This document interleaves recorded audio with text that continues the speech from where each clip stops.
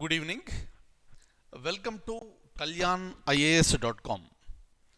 మనం ఈ సెషన్లో టీఎస్పిఎస్సి గ్రూప్ 1కి సంబంధించిన స్కీమ్ అండ్ సిలబస్ ఎలా ఉందో మనం తెలుసుకుందాం. దయచేసి ఒక పాయింట్ మీరు జ్ఞాపకం పెట్టుకోండి. సీరియస్గా ప్రిపేర్ అయ్యే అభ్యర్థులందరూ కూడా ఈ స్కీమ్ అండ్ సిలబస్లో ఉన్న ప్రతి అంశాన్ని కూడా చాలా జాగ్రత్తగా ఫాలో కావాలి. కాబట్టి దీనికి సంబంధించిన అంశాలన్నీ కూడా మనం పూర్తిగా తెలుసుకొని ఉండడం అనేది చాలా చాలా చాలా ఉత్తమం. ఇక మనం టీఎస్పిఎస్సి గ్రూప్ 1కి సంబంధించిన స్కీమ్ కనుక చూస్తే దీంట్లో మొత్తం 3 పార్ట్స్ మనకు కనిపిస్తాయి. ఒకటేమో ప్రిలిమినరీ ఎగ్జామినేషన్, రెండవది మెయిన్ ఎగ్జామినేషన్, ఇక మూడవది ఇంటర్వ్యూ లేదా పర్సనాలిటీ టెస్ట్. ఈ 3 స్టెప్స్లో ఏది చాలా ఎక్కువ ఇంపార్టెంట్? ఈ పాయింట్ నేను ఎందుకు చెబుతున్నాను అంటే, చాలామంది ఈ ప్రిలిమినరీకి సంబంధించిన సబ్జెక్ట్స్ మీద కాన్సన్ట్రేట్ చేయకుండా మెయిన్స్కి సంబంధించి ఆన్సర్ రైటింగ్ మీద కాన్సన్ట్రేట్ చేయడం అనేది జరుగుతుంది. ఇక్కడ చేసే ఒక మిస్టేక్ ఏమిటి అంటే, మెయిన్స్కి సంబంధించిన ఆన్సర్ రైటింగ్ ప్రాక్టీస్ చేయడం అనేది చాలా చాలా మంచి విషయం.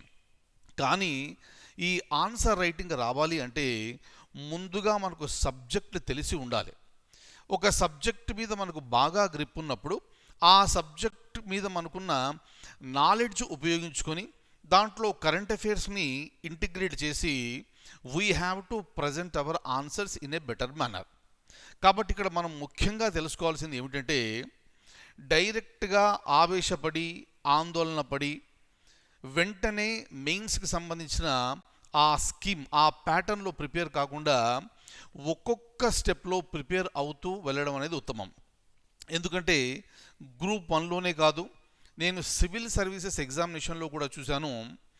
మెయిన్స్ రాసిన తర్వాత ఆ తర్వాత సంవత్సరం అంటే ఇంటర్వ్యూకి వెళ్ళి సెలెక్ట్ కాని వారు కూడా ఆ తర్వాత సంవత్సరం మళ్ళీ ప్రిలిమ్స్ రాస్తే ప్రిలిమ్స్ క్లియర్ చేయని సందర్భాలు చాలా ఉన్నాయి. కాబట్టి ఇక మన రాష్ట్రానికి సంబంధించిన గ్రూప్ 1 నోటిఫికేషను మనకు 2014లో తెలంగాణ రాష్ట్రం ఏర్పడ్డ తర్వాత మొట్టమొదటిసారిగా మనకు వస్తుంది. ఇక ఈ ఎన్నికలని హడావుడి అని, తర్వాత ఖజానాపై ఆర్థిక భారం అని, తర్వాత నెక్స్ట్ నోటిఫికేషన్ ఎప్పుడు వస్తుందో మనకు తెలియదు.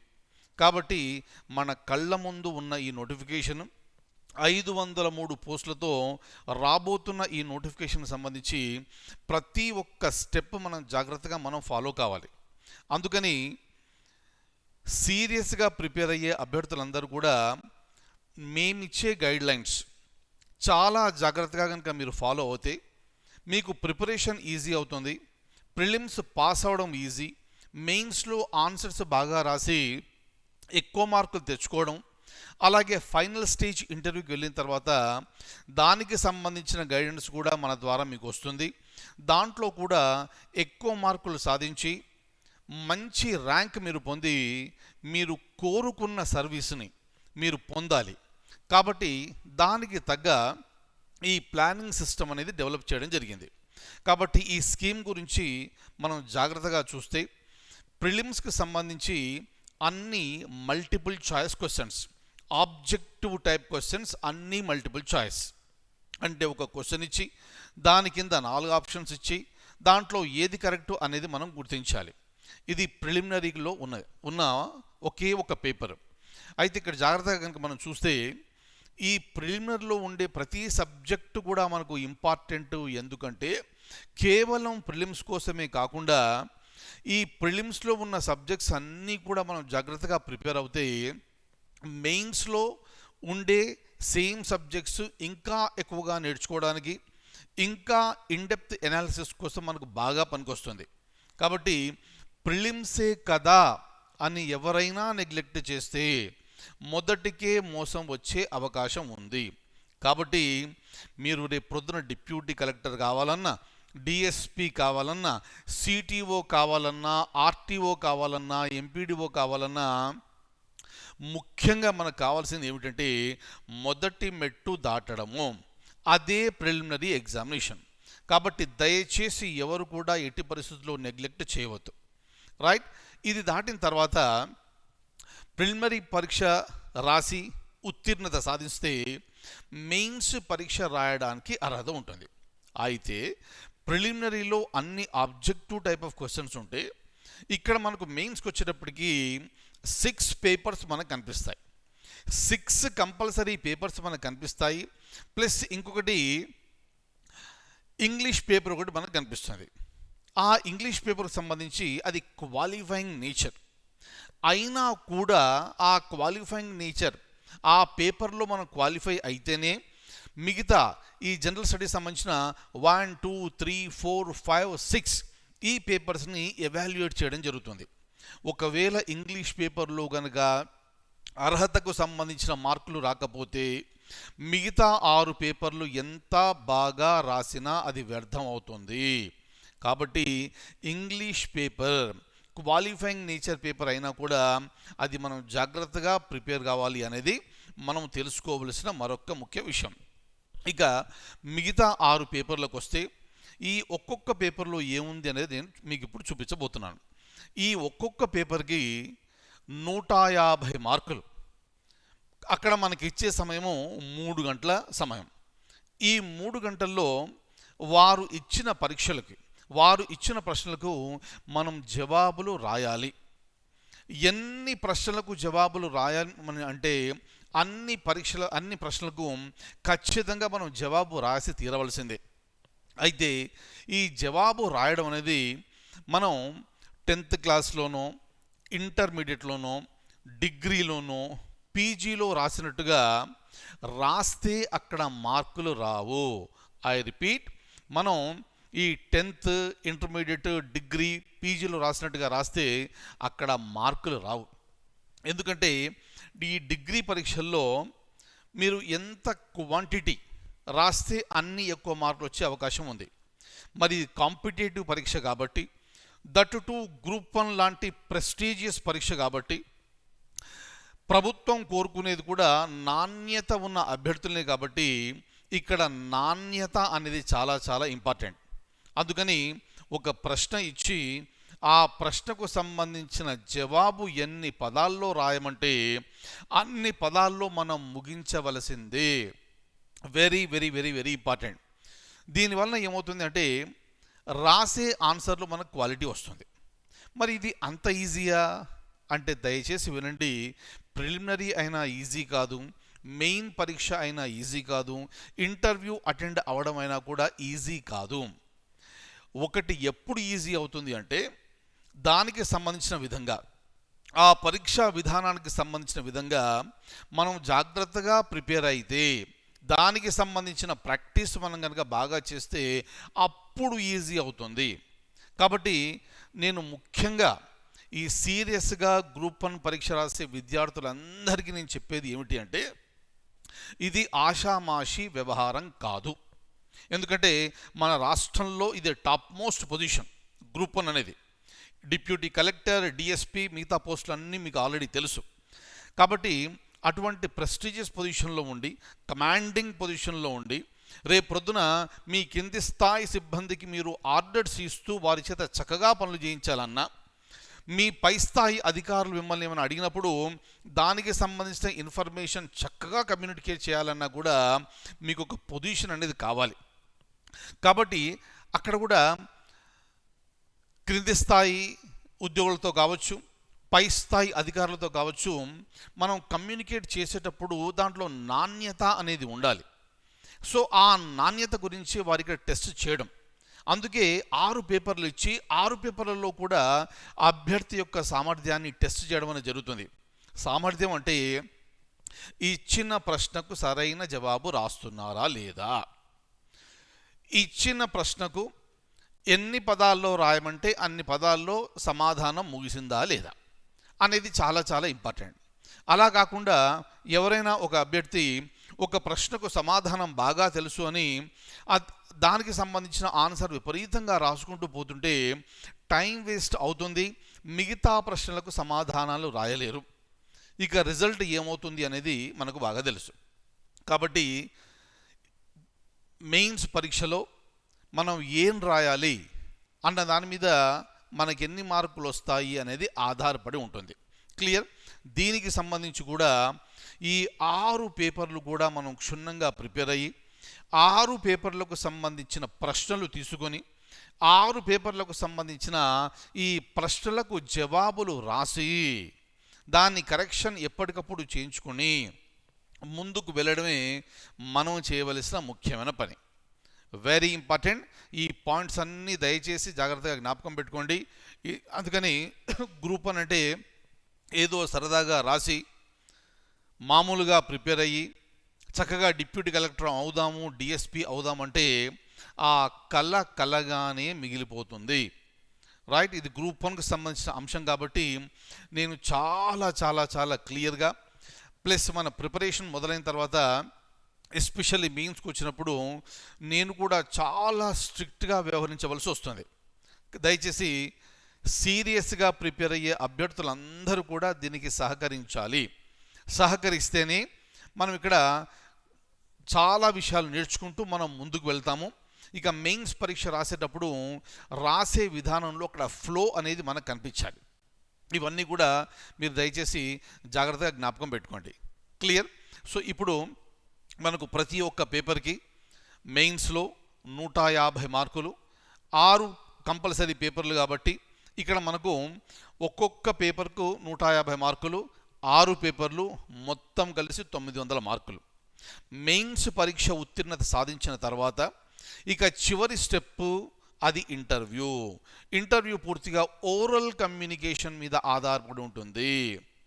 సో మీరు వెళ్ళి ఆ ఇంటర్వ్యూ బోర్డులో కూర్చొని చక్కగా వారు అడిగిన ప్రశ్నలకు సూటిగా స్పష్టంగా సమాధానాలు చెప్పవలసి ఉంటుంది. Very very very very important. Clear. ఇది ఒక పాయింట్. ఇక నేను ఇప్పుడు ఒకసారి డాక్యుమెంట్ ఓపెన్ చేసి మీకు మొత్తం స్కీమ్ ఎలా ఉంది, దాంట్లో ఉన్న పేపర్స్ ఏమిటి, సిలబస్ ఏమిటి ఒక్కసారి నేను మీకు చూపిస్తాను. Kindly have a look at this. చూడండి, ప్రిలిమినరీ టెస్ట్ మనకు అక్కడ కనిపించేది general studies and mental ability. చూడండి జాగ్రత్తగా. ఆబ్జెక్టివ్ టైప్ 150 ప్రశ్నలు, 150 నిమిషాలు, 150 మార్కులు. చూడండి, ఈ ప్రిలిమ్స్ కూడా నేను ఎందుకు చాలా ఇంపార్టెంట్ అంటున్నాను అంటే ఇది పాస్ అయితేనే, దీంట్లో మనం ఉత్తీర్ణత సాధిస్తేనే, అంటే ఆ కట్ ఆఫ్ కంటే ఎక్కువ వస్తేనే మనం 2వ స్టేజ్కి వెళ్తాము. కాబట్టి మళ్ళీ ఒకసారి మీ అందరికీ చెప్పేది ఏమిటంటే ఎట్టి పరిస్థితుల్లో కూడా దీన్ని మనం నెగ్లెక్ట్ చేయడానికి వీలు లేదు. రైట్. అలాగే ఇక్కడ మెయిన్స్కి వచ్చేటప్పటికి మనకి ఇక్కడ క్వాలిఫైయింగ్ టెస్ట్ అని కనిపిస్తుంది. అది జనరల్ ఇంగ్లీష్, 3 గంటల సమయము, 150 మార్కులు. దయచేసి జ్ఞాపకం పెట్టుకోండి, ఇది క్వాలిఫైయింగ్ టెస్ట్ అయినప్పటికీ నేను ఇంతకుముందు మీకు చెప్పిన కారణాల వలన ఈ పేపర్ కూడా చాలా చాలా ఇంపార్టెంట్. ఈ పేపర్లో క్వాలిఫై అయితేనే మిగతా పేపర్లు కరెక్షన్ చేస్తారు, లేకపోతే చెయ్యరు. క్లియర్. ఇక మన మార్కులు ఎక్కడి నుంచి యాడ్ అవుతున్నాయి అంటే పేపర్ 1 నుంచి మనకు యాడ్ అవుతున్నాయి. పేపర్ 1లో మనకు జనరల్ ఎస్సే అని ఇస్తారు ఇక్కడ. రైట్. మనం ఇక్కడ వ్యాసం అనేది మనం రాయాలి. ఎన్ని రాస్తారు? దాంట్లో మొత్తం 3 సెక్షన్లు ఉంటాయి. ఒక్కొక్క సెక్షన్లో 2 ఎస్సేలు ఇస్తే ఒక్కో సెక్షన్ నుంచి ఒక టాపిక్ తీసుకొని మొత్తం మనం 3 ఎస్సేలు రాయాలి. ఒక్కొక్క ఎస్సేకు 50 మార్కుల చొప్పున 3 ఎస్సేలకు 150 మార్కులు. చూడండి, ఎవరైనా సరే టైం సరిపోక 2 ఎస్సేలే కనుక రాస్తే ఏమవుతుంది? మీరు 100 మార్కులు పేపర్ అటెంప్ట్ చేసినట్టు, మిగతా 50 మార్కులు పోయినట్టే అక్కడ. కాబట్టి ప్రతి అంశం మనకు ప్రాక్టీస్ అనేది చాలా చాలా ఇంపార్టెంట్. ఇక పేపర్ 2కి వస్తే పేపర్ 2లో మనకు హిస్టరీ, కల్చర్ అండ్ జోగ్రఫీ. అందుకని చూడండి, ఇక్కడ మనకు సెక్షన్ ఏలో ఇండియాకు సంబంధించిన అంశాలు ఉంటాయి. సెక్షన్ 2లో మనకు తెలంగాణకు సంబంధించిన అంశాలు, అలాగే సెక్షన్ 3లో మనకు భారతదేశానికి చెందినది, అలాగే తెలంగాణ జాగ్రఫీ అనే 3 అంశాలు మనకు ఉంటాయి. దీనికి కూడా 3 గంటల సమయము, 150 మార్కులు. ఇంత క్లియర్గా ఇచ్చారు కాబట్టి ఒక్కొక్క అంశాన్ని తీసుకుంటూ మనం జాగ్రత్తగా ప్రిపేర్ అయ్యి మనం క్వశ్చన్స్ తయారు చేసుకొని ఆ క్వశ్చన్స్ మనం ఫ్రేమ్ చేసుకొని దానికి ఆన్సర్స్ ఎలా రాయాలి అనేది మనం ప్రాక్టీస్ చేస్తాము. అలాగే పేపర్ 3 విషయానికి వచ్చినప్పటికీ దాంట్లో మనకు మళ్ళీ 3 సెక్షన్స్, ఇండియన్ సొసైటీ ఒకటి, కాన్స్టిట్యూషన్ ఒకటి, గవర్నెన్స్ ఒకటి, మళ్ళీ 3 గంటలు, మళ్ళీ 150 మార్కులు. అంటే ఇక్కడ మీరు మెయిన్స్లో రాసే ప్రతి పేపర్ కూడా ఇక్కడ 150 మార్కులు. అలాగే ప్రతి పేపర్ కూడా మనం 3 గంటల సమయాన్ని కేటాయించడం అనేది జరిగింది. ఇక పేపర్ 4, 5, 6కి వచ్చేటప్పటికి పేపర్ 4లో మనకు కనిపించేది ఎకానమీ అండ్ డెవలప్మెంట్. సెక్షన్ 1లో ఇండియాకు సంబంధించిన అంశాలు ఉంటే, సెక్షన్ 2లో తెలంగాణ ఎకానమీకి సంబంధించిన అంశాలు, అలాగే సెక్షన్ 3లో డెవలప్మెంట్ అండ్ ఎన్విరాన్మెంటల్ ప్రాబ్లమ్స్ అనేవి మనకి ఇక్కడ చాలా స్పష్టంగా మనకు కనిపిస్తున్నాయి. అలాగే పేపర్ 5లో సైన్స్ అండ్ టెక్నాలజీ, ఆ తర్వాత డేటా ఇంటర్ప్రిటేషన్. చూడండి, మనకు టీఎస్పిఎస్సి చైర్మన్ గారు చెప్పిన ప్రకారంగా 2015లో ఇచ్చిన సిలబస్లో మార్పులు ఉండకపోవచ్చు అని వారు చెప్పారు. దాన్ని బేస్ చేసుకొని నేను మీకు ఇన్ఫర్మేషన్ ఇవ్వడం జరుగుతుంది. సో ఇక్కడ కూడా 3 సెక్షన్లు, సైన్స్ అండ్ టెక్నాలజీ, తర్వాత మోడర్న్ ట్రెండ్స్, ఇక మూడవది data interpretation and problem solving. ఇక పేపర్ 6కి వచ్చేటప్పటికి అత్యద్భుతమైన పేపరు, తెలంగాణలో ఉండే ప్రతి వ్యక్తికి, ప్రతి తెలంగాణవాదికి అత్యంత ప్రీతిపాత్రమైన paper, subject Telangana movement and state formation. దీంట్లో మనకు 1948 నుంచి 1970 వరకు ఏం జరిగింది, ఐడియా ఆఫ్ తెలంగాణ, 71 నుంచి 1990 వరకు ఏం జరిగింది, మొబిలైజేషన్ ఫేజ్, 91 నుంచి 2014లో మన రాష్ట్రం ఏర్పడే వరకు ఏం జరిగింది, towards formation of Telangana state అనే 3 అంశాలు ఇవ్వడం జరిగింది. క్లియర్? ఈ ఒక్కొక్క టాపిక్ కనుక జాగ్రత్తగా చూస్తూ జాగ్రత్తగా ప్రిపేర్ అయ్యి దానికి సంబంధించిన క్వశ్చన్స్ మనం ప్రిపేర్ చేసుకొని ఆన్సర్ చేస్తూ మనం జాగ్రత్తగా ముందుకెళ్దాము. ఇలా మనకు మొత్తం 900 మార్కులు. దాని తర్వాత మనకు ఇంటర్వ్యూలో 100 మార్కులు. ఒక్క పాయింట్ దయచేసి జ్ఞాపకం పెట్టుకోవాలి, మనము మొత్తం కలిపి మనకు 1000 మార్కులకు మనం ఎన్ని మార్కులు కనుక ఎక్కువగా సాధిస్తే అంత చక్కటి సర్వీసు మనకు వచ్చే అవకాశం ఉంది. సో సాధారణంగా ప్రిపేర్ అయ్యే ప్రతి అభ్యర్థి కూడా డిప్యూటీ కలెక్టర్ కావాలనో, డిఎస్పి కావాలనో, సిటిఓ కావాలనో కోరుకుంటారు. కాబట్టి దానికి తగ్గ శ్రమ కూడా అదే విధంగా ఉండాలి. మళ్ళీ ఒకసారి చెప్తున్నాను, మామూలుగా పైన ప్రిపేర్ అయ్యి అత్యుత్తమ ర్యాంకు రావాలి అంటే కళ్ళగానే మిగిలిపోతుంది. కానీ మన కళలు నిజం కావాలి అంటే దానికి తగ్గ చిత్తశుద్ధి ఉండాలి, మనకు ఆత్మవిశ్వాసం ఉండాలి, చక్కటి షెడ్యూల్ మనం వేసుకొని ప్రిపేర్ కావాలి. ఇవన్నీ కనుక జాగ్రత్తగా చేస్తే మీరు కోరుకున్న సర్వీస్ మీకు ఖచ్చితంగా వచ్చి తీరుతుంది. కాబట్టి ఈ 3 స్టేజెస్లో ఏ స్టేజ్ ఇంపార్టెంట్ అంటే ప్రతి ఒక్క స్టెప్ మనకి ఇంపార్టెంట్. మెయిన్స్ రాయాలంటే ప్రిలిమ్స్ పాస్ కావాల్సిందే. అలాగే ఇంటర్వ్యూకి వెళ్ళాలి అంటే అంతకుముందున 2 స్టేజీలు క్లియర్ చేయాల్సిందే. డిప్యూటీ కలెక్టర్ కావాలి అంటే ఈ 3 కూడా చక్కగా మనం క్లియర్ చేసుకోవాలి. సో ఇటువంటి ఉద్దేశంతో మనం ముందుకెళ్తాము. మన క్లాసులన్నీ కూడా అదే ఓరియంటేషన్లో ఉంటాయి. ఎక్కడా మీరు ఇబ్బంది పడవలసిన అవసరం లేదు. ప్రిలిమ్స్కి ఏం చేయాలి, మెయిన్స్కి ఏం చేయాలి, అవన్నీ నేను ఎప్పటికప్పుడు మీకు నేను తెలియజేస్తుంటాను. నేను ఇచ్చిన గైడ్లైన్స్ అన్నీ కూడా యాజ్ ఇట్ ఈజ్ మీరు ఫాలో కండి. అంతకు మించి మీరు చేయవలసిన అవసరం ఏమీ లేదు. మీకు ఎప్పుడు ఏ డౌట్ వచ్చినా కూడా మీరు చక్కగా నాకు మెయిల్ చేయండి. మీరు నాకు మెయిల్ చేస్తే నేను మీకు సాధ్యమైనంత త్వరలో నేను మీకు రిప్లై ఇవ్వడం జరుగుతుంది. సో మనందరం కలిసి చూడండి, ఇక్కడ మీరు రేపు ప్రొద్దున డిప్యూటీ కలెక్టర్ అయ్యారు అంటే దానికి కారణం మీ చిత్తశుద్ధి, మీరు పాటించే మీ క్రమశిక్షణ. ఇక ఇన్స్టిట్యూషన్ తరపున ఈ గైడ్లైన్స్ అనేవి అత్యద్భుతమైన రీతిలో మనం ఇవ్వడం జరుగుతుంది.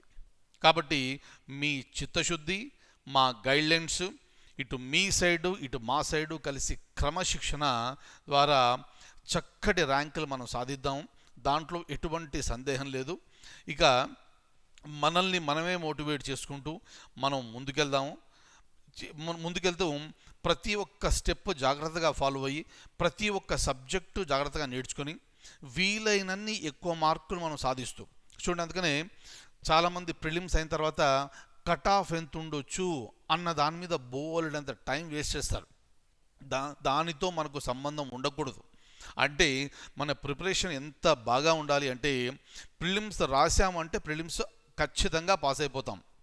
కట్ ఆఫ్ ఎంత పెట్టుకున్నా కూడా ఆ కట్ ఆఫ్ పైనే మనం ఉంటాం. కాబట్టి ప్రిలిమ్స్ అయిన నెక్స్ట్ డే నుంచి మళ్ళీ మెయిన్స్ ఓరియంటేషన్లోకి వెళ్ళి ఆ ఓరియంటేషన్లో ప్రిపేర్ కావాలి. ఎప్పుడైతే మనం ఈ కట్ ఆఫ్ ఎంత ఉంది, బార్డర్లో ఉన్నాము, ఒకవేళ కట్ ఆఫ్ కనుక 70 ఉంటే నాకు కొంచెం 69 వస్తుంది, 80 ఉంటే నాకు 79 వస్తుంది అన్న ఆలోచనలు మనకు ఉండకూడదు. కాబట్టి ప్రిపరేషన్ అనేది చాలా చాలా చాలా బాగా ఉండాలి. కాబట్టి సబ్జెక్ట్ మీద పూర్తి గ్రిప్ మనకు ప్రిలిమ్స్కి అంతా వచ్చేస్తే మెయిన్స్ ఆన్సర్స్ రాసేటప్పుడు మనకు చాలా అద్భుతంగా ఉంటుంది. ప్రతి ఆన్సర్ రాసేటప్పుడు మనం చక్కగా ఎంజాయ్ చేస్తూ, అంటే చక్కటి ఆనందాన్ని మనం పొందుతూ తృప్తిగా మనం చక్కగా ఆన్సర్స్ జాగ్రత్తగా రాస్తూ మనం ముందుకెళ్తే విజయం వరించడం అనేది తథ్యం. సో ఈ విధంగా మన క్లాసులన్నీ మనం ముందుకు తీసుకెళ్తున్నాము. దానికి సంబంధించిన బాధ్యత నాది. But at the same time చిత్తశుద్ధి, క్రమశిక్షణ అటు మీ వైపు ఇటు మా వైపు ఖచ్చితంగా ఉండాలి. అప్పుడే మనం అనుకున్న ఫలితాలని సాధించగలం. కాబట్టి ఒకరినొకరు మోటివేట్ చేసుకుంటూ ఒకరికొకరు సహకరించుకుంటూ మనం ముందుకు వెళ్ళి తెలంగాణ రాష్ట్రంలో వచ్చిన గ్రూప్ 1కి సంబంధించి మొట్టమొదటి నోటిఫికేషన్లో మనం చక్కటి జాబ్స్ మనం సాధిద్దాము, ఇంక్లూడింగ్ ఫస్ట్ ర్యాంక్. సో ఇది నా dream. Thank you so much. మళ్ళీ మనం నెక్స్ట్ వీడియోలో మరిన్ని అంశాలు నేను మీకు తెలియజేస్తాను. Thank you so much. Take very good care.